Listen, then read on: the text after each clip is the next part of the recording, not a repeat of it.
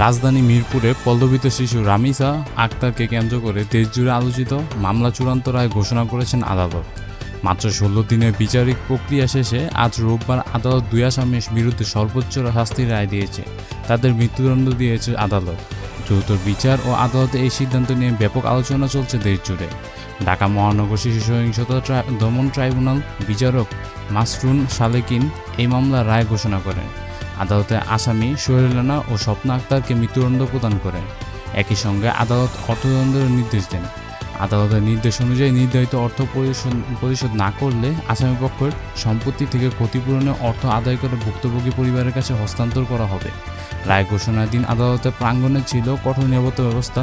অতিরিক্ত পুলিশ সদস্যের পাশাপাশি বিভিন্ন আইনশৃঙ্খলা বাহিনীর সদস্য দায়িত্ব পালন করেন। সকাল থেকে আদালত এলাকা ছিল বিশেষ সতর্কতা। একই ঘটনায় গত ১৯শে মে দেশব্যাপী আলোচনা জন্ম দেয়। পরিবারের অভিযোগের ভিত্তিতে আইনশৃঙ্খলা বাহিনী দ্রুত তদন্ত শুরু করে ঘটনার পরপরই একজন আসামিকে ঘটনাস্থল থেকে এবং অন্যজনকে প্রযুক্তি সহায়তা গ্রেফতার করা হয়।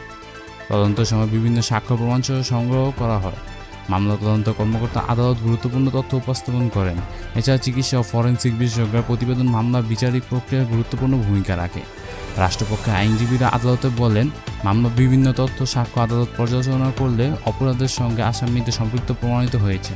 অন্যদিকে আসামিপক্ষ নিজেদের বক্তব্য আদালতের সামনে উপস্থাপন করে। এই মামলায় একটি বিশেষ দিক হলো বিচারিক কার্যক্রমের দ্রুত অগ্রগতি।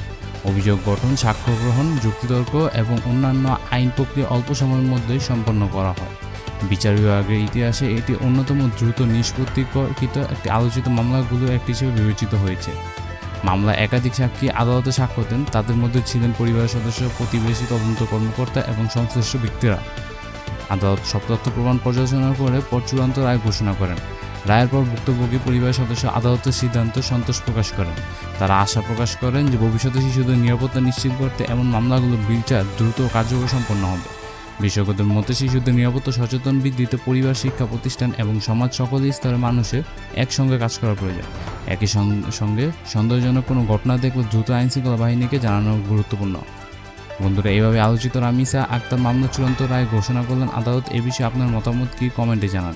ভিডিওটি ভালো লাগলে লাইক দিন, শেয়ার করুন এবং দেশের গুরুত্বপূর্ণ সব খবর পেতে আমাদের চ্যানেলটি সাবস্ক্রাইব করুন।